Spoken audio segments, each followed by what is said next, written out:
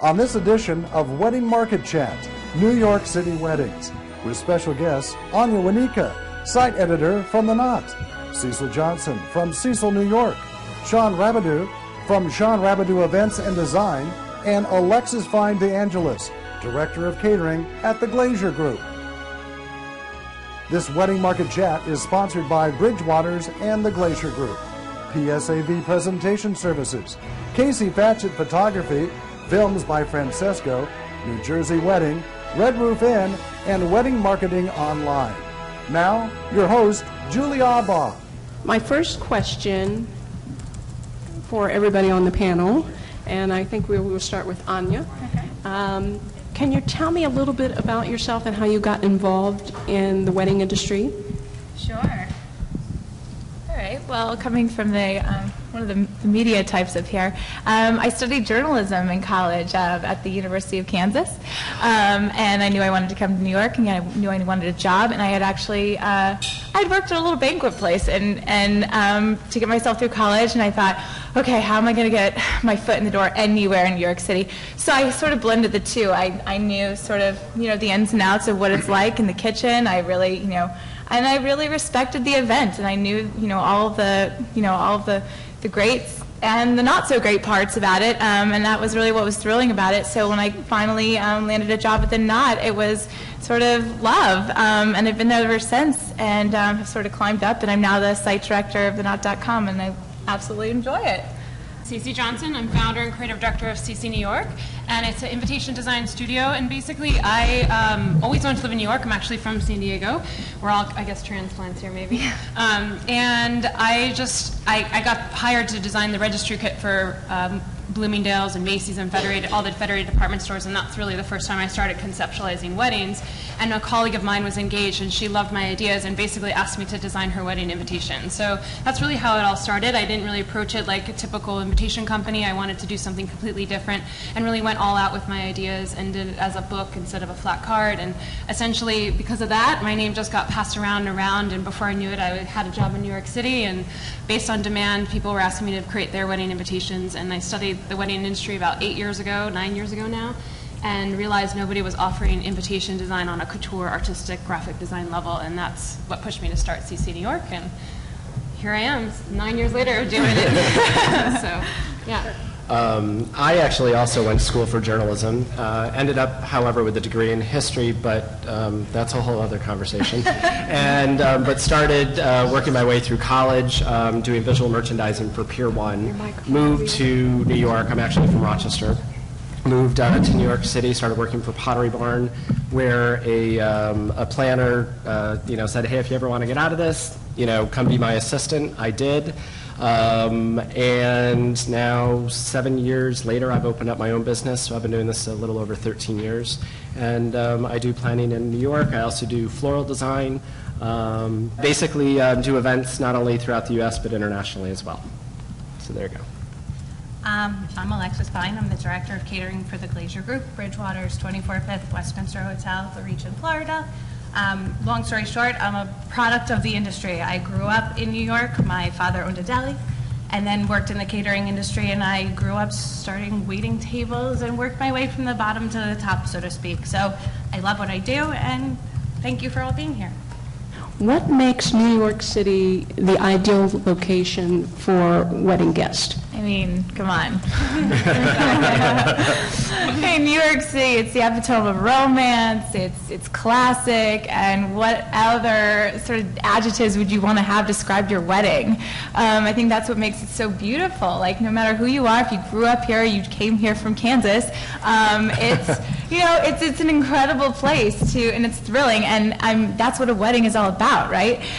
Besides that, there's obviously just incredible spaces here, no matter what your style is. You can go hipster, you can go modern, you can go classic. I know we're going to be talking about all the beautiful event spaces that it does have to offer, but that's it in a nutshell. It's just so romantic and fairy tale-esque. Yeah, I think that the city itself has variety and character, and in some respects I think that the city actually becomes sort of a guest or a part of your wedding, and there's something for everybody. There's warehouses, hotels, rooftops.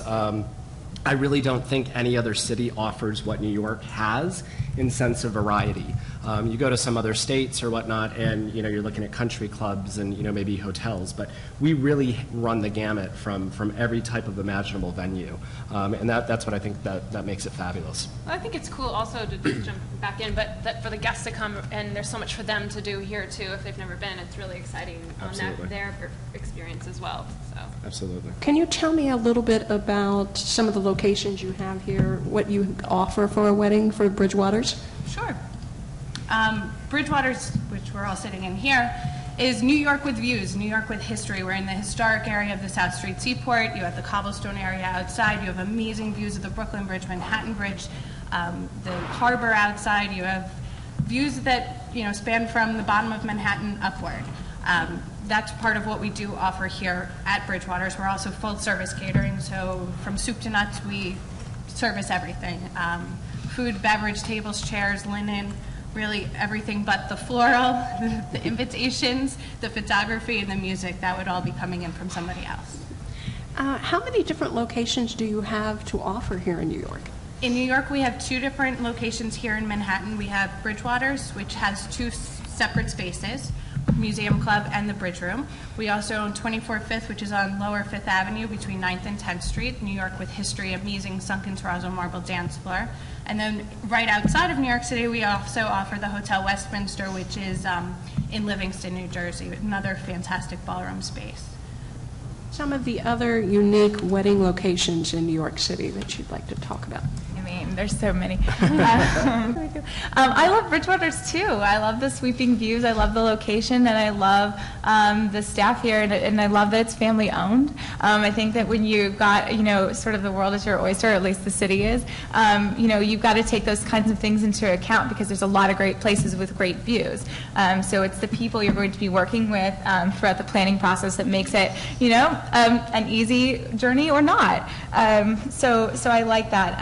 I love the glass houses. I think it's beautiful. I think it's different. Upper Crust has a really interesting space. One of the newer places in Williamsburg, the Wythe Hotel, it's pretty hot, and I like that rooftop. So. Actually, the glass houses was one on my list as well. I think it's really cool, very modern and hip. And then there's the complete opposite of that, the 632 on Hudson. Have you guys ever seen that space? Really cool, just like an fabulous old actress's loving place that's 4 or 5 stories, and it's got a great decor everywhere. It's really exciting. And I also really like the Lofton Garden, 620 Lofton Garden. I think that space is just quintessential New York. If you want outside and you want the loft, it's really great views. Aside from Bridgewaters, which I love because of the views, you're sort of in Old Town New York and all of that. And it's also has a lot of space, but I also love glass houses. I think that's a consensus here, apparently. And 24 Fifth, I like it because it sort of has that old ballroom style feel to it. It's intimate. The W Union Square, I love the ballroom because it's got the juxtaposition of the really modern, but then you go into the ballroom. The high ceilings, that's also intimate. Mandarin Oriental, great views of Central Park, and and Pierre, which is classic, and then Nomad, if you guys haven't seen it yet, that's great. Is really kind of awesome cool. For food. Yeah, awesome for food. Really trendy right now. Yeah. So. How far in advance should a bride plan a wedding in New York City? What is the smallest amount of time? Yeah, I would say the trend right now is that brides are actually planning a lot shorter. So the engagement period is a lot shorter. I think on normal and for sanity's sake, anywhere from 8 months to a year, I think is would be there.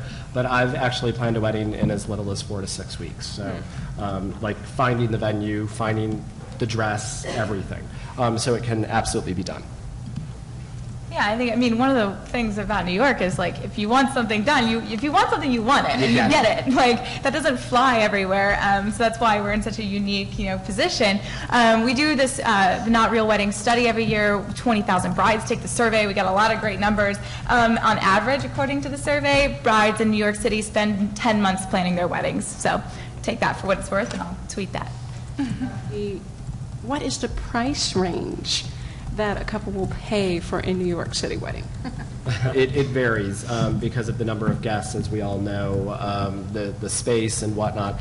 I mean, it could be, 75,000 up to over 300,000. I mean, it just really honestly depends. But I think that, what makes New York City so unique is that you can do anything on any budget. You want to just get, 10 people together and go to a restaurant, for your reception, or you can do an all-out bash at the Pierre. But I'm seeing trending right now like smaller weddings is what I'm seeing, like restaurants and 100 people or less. The average in New York City is about 66,000.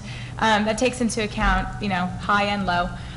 It's the most expensive place by far to get married in the entire country. The cheapest place to get married, if you just want to know, is West Virginia, with an average of $14,000. If you want to save, you might want to check out West Virginia. What are some of the wedding trends with flowers and event design? Right now, my brides, and this is for what I'm seeing with my clients, I think, as planners, we all have different clientele because of personality and whatnot, but I'm seeing, color blocking, a lot less over the top design, even like sort of the classic garden style. Brides really want the value, they want the style right now, but they don't want to seem ostentatious. They don't want to seem like, that it's forced and that it's overdone.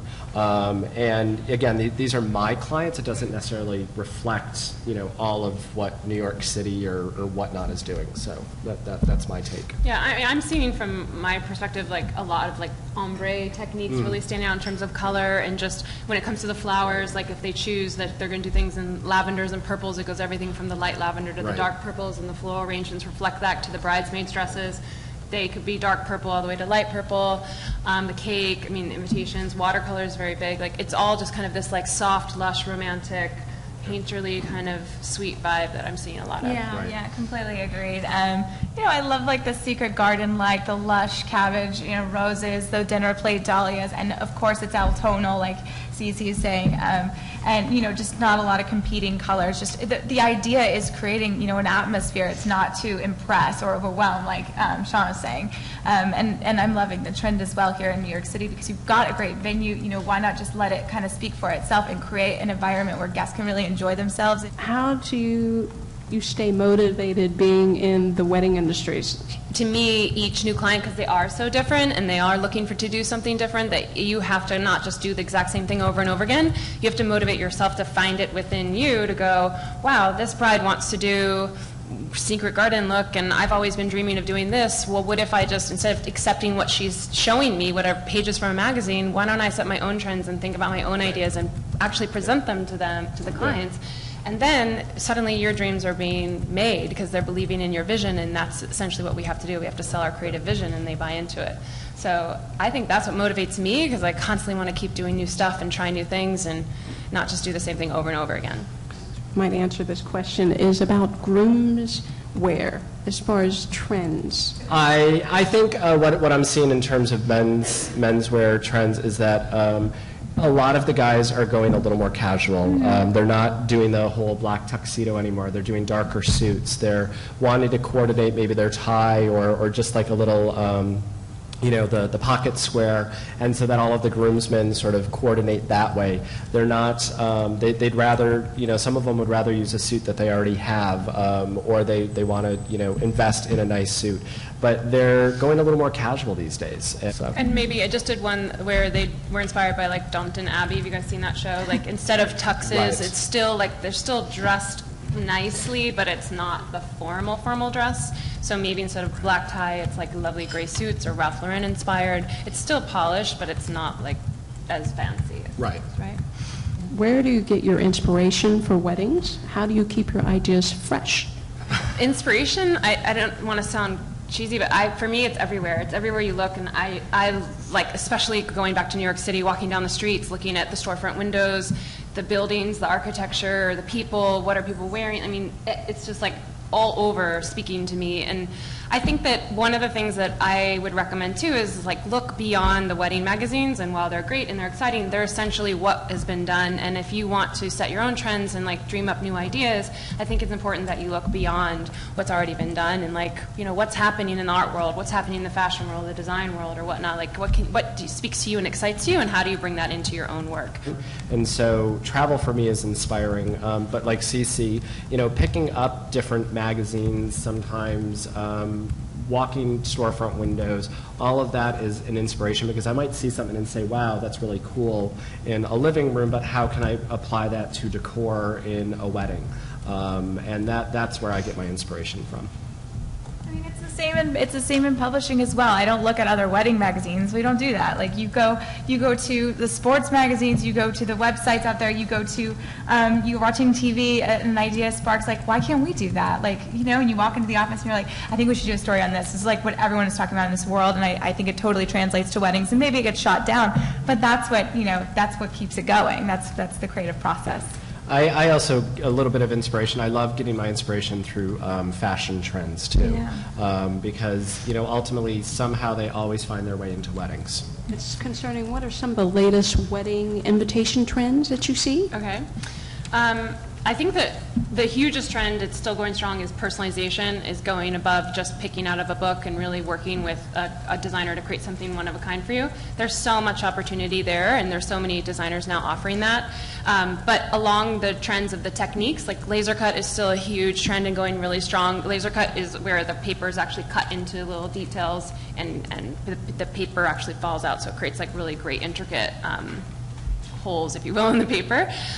Watercolor and just that sense of painterly, we going back to the ombre trends, artistic impressions that way. Metallic color is really big. I love to use gold foil or just foil color in general. Foil stamping is a great printing technique. Try it just for the couple's names, not the whole invitation, just to add a little bit of shine. I like to say it's a chic alternative to crystals on your invitation. It's like a nice way to add bling without the possible cheese factor. Sorry if I'm putting it. And really unique shapes, like die-cut shapes instead of just the square rectangle, like creating cool shapes that are, for me, inspired by architecture or just something different. So, yeah, just going beyond the typical. How is everyone using new technology to make planning easier? Like everyone needs photos to inspire them. So you know, Pinterest and other sites like that are certainly, you know, incredibly useful. I think any of these websites now that are, you know, totally free, totally easy to share, it does, you know, it can kind of, I'm sure, hinder the creative process because everyone starts like sort of regurgitating the same trends. But at the same time, it's a great way to organize like your thoughts when you're first starting out, especially as a bride, and to really kind of hone in and decide, you know, what you're doing. So.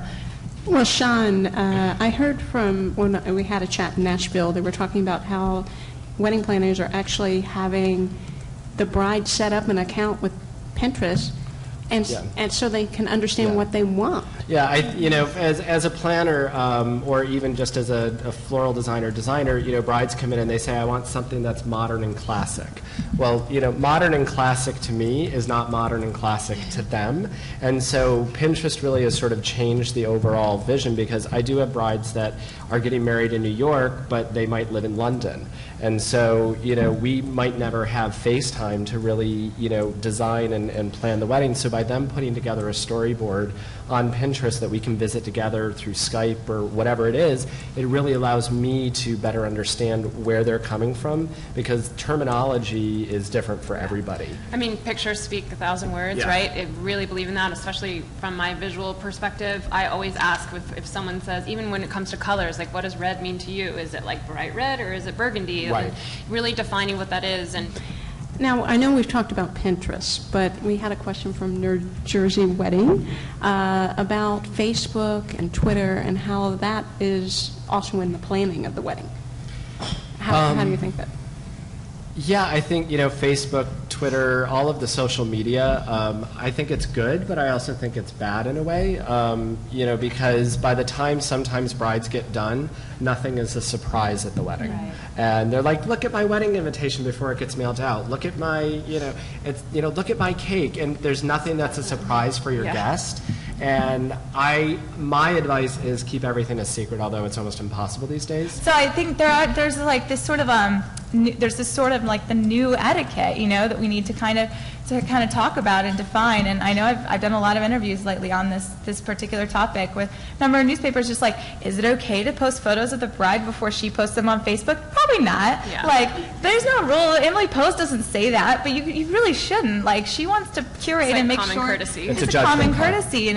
But maybe my aunt and uncle who just got on Facebook don't know that rule, and they're just like posting away. Right. So there's all sorts of those kinds of things that I think we need to talk about, and you know, we are kind of having the conversation, but oh my gosh, you could see it on the message boards and these girls like on Facebook and their conversations. They're like, there's all sorts of that. I mean, and so yeah, like reveal a little less than you think you should, you know, especially, and then maybe, you know, decide where you do that communication, because you can create Facebook groups for just your bridal party. You can, you know, create your special. You've got, you know, maybe Twitter like isn't really the place, or maybe it is. So just kind of, or the capsule, like creating a hashtag for your wedding, and then making sure that sort of everything comes in that way, and that's the way people view your wedding, you know, and you know, not kind of throwing it all out there. Anytime I'm doing a wedding, you know, I never do the full picture until after the client sees it, until after things happen. So I might, you know, maybe just give like a close-up of an arrangement, you know, maybe, you know, but I'll never post the photo of the cake, because the bride, you know, that's one of the big things that brides love to see when they walk into a room is the cake. I'll wait to post it until after the bride has seen it, because you don't know. I have brides that I find out afterwards have been following me on Twitter. Yeah. And, you know, you put that up there, you sort of deflate their day. What are some of the New York City wedding trends that you really don't see on a national level? New York City brides spend more than twice as much than anyone else in the country on their wedding dress. That's kind of, So we're obsessed with fashion, and I think too, because you know, if you live in New York City, you've kind of seen it all. You've gone to a lot of fabulous events. That's just part of life. That you are more open to just being a little more creative with your weddings. You know, and there are other places in the country that are trendy, but I think that like the ability to sort of give it up and like create something truly different is very unique to New York City brides. I actually created a whole New York City collection of invitations that have like the city's skyscrapers and skylines and design details inspired by the Chrysler Building and things like that, and they're extremely popular. Clients that I see, they want to do more of a lounge style wedding. They want, you know, they don't want the table, you know, sit down table. They want to do lounge furniture, and they want it, you know, to be fun. They want it to be a party. And they non-traditional. They want the tradition for maybe the grandparents. So they might do a huppah and do something like that, but beyond that, they don't want tradition. And you know, food trucks, I know, are still like a really big thing. Food carts, they want that when guests leave. And you know, what better place, you know, here than to get the famous falafel cart or whatever that's on 6th Avenue? Like, that's what brides want. They want something, you know, that's fun, that embraces New York City. What is the average guest size? Nationally, off the top of my head, it's 141 guests. But New York City, it tends to be significantly smaller. I don't have it in front of me, but it's definitely smaller than that. I'm seeing anywhere from like 150 down, downwards. So I would say like 150 to maybe 125. You know, even sometimes a little bit less. Yeah, even a little bit less. Yes. 80 seems to be a new popular number. I would say anywhere from 80 to 125 is a number that we keep seeing. 150 is big these days. Alexis, I'm going to talk about some of the latest trends in catering. Food trends that I see are going back to the old-fashioned little dessert eclairs or the egg cream stations and different burgers and fries. What's old is new, and the sweets now are becoming more of a dinner station. So the pancakes and breakfast foods for a dinner station. So it's just depending on what the bride is specifically looking for. Is about trends in wedding videos. Are you seeing any different types of trends in the types of videos that we're seeing? Great videographers out there that studied film and having sort of that art background and being able to then segue into the industry and like make incredible products for brides. And yes, like the vintage thing is totally in. Everyone wants that look of like the 8mm or 16, and so that's part of it. But those same day edit videos where they kind of get that instant gratification are really popular, and they're found in a lot of new packages these days. There's creating videos like leading up. It's not just the engagement photos anymore, it's an engagement video. And if you're going to hire a videographer, a great one, like they're going to come up with these really creative ways to archive your wedding. And of course, it is the #1 regret of our brides when we ask, like, what's the #1 regret? Not hiring a videographer or not doing enough videography. So it's certainly one of those, those hot topics that Maybe with more in the cakes and the desserts. Does anybody want to give us some maybe trends on that area? you heard couples saying cupcakes and alternative desserts. Certainly the dessert bar is still huge, but the wedding cake is still reigns. Let's just say that. It is, in my opinion, sort of the punctuation, the exclamation point on the reception. It's a beautiful way to sort of finish off the night. It has a lot of symbolism, and yeah, I'm old school, but I also am thinking in terms of design, certainly it's, taste comes first, but there are a lot of people going very classic, very, back to sort of the basics. Beautiful sugar flowers. Brides focus on dessert. They're changing their feel from a plated dessert to passing desserts around a room, little sweets coming to the table, different chocolate chip cookies, milk shots. Right. We did candy apples on a stick, just very traditional or non-traditional little petite items that are coming around the room, not to the table. But also passing around like little mini, let's say alcoholic drinks, like a little mini, cider that might be spiked with, a little donut or something. Adding, little treats like that it's also in a beverage experience with a food experience is also really popular as well. Color trend. If you're seeing more veils these days or not. Yes, lots of veils. Yeah, and the birdcage veil I think is really popular with vintage look. Absolutely. I mean, you can certainly blame the celebrities for this trend. So, of course, Kate Middleton and all of her lace, it was literally the minute that hit and we put the dress lookalikes, all these brides were like, wait a minute, where were these sleeves? Like when I was shopping for my dress. So anyway, but the long lace veils are certainly back. Veils with blushers are back. And now moving into this, when you talk about enchanted fairy tale garden, secret thing, is our floral head wreaths. So if not the veil, then flowers around the head. Natalie Portman did it, Anne Hathaway, I was just thinking, did a head piece, so for sure. And I think even more formal, so even across the country, we're going to see those formal silhouettes come back as well. What do you want brides and wedding pros to take away from this wedding market chat today? I'll answer first. I think it's just a wedding is not just one person's responsibility. I think we're all working as a creative, collaborative effort, as a collective group of talent. And I think that it's really important to remember that, and whatever you're coming from, whether you're the photographer, did you capture all the details of the cocktail napkins or the drink stirs because the bride focused on that, or did you, if you're the planner, did you make sure there was enough time for them to get their shots of the room before the guests came in and destroyed it? Things like that, just that everything matters and that we should all remember that. And long gone are the days of, this is my client, I'm going to keep it all secret. I think we all can learn from each other to help each other help our clients and grow, because nobody can truly do it themselves.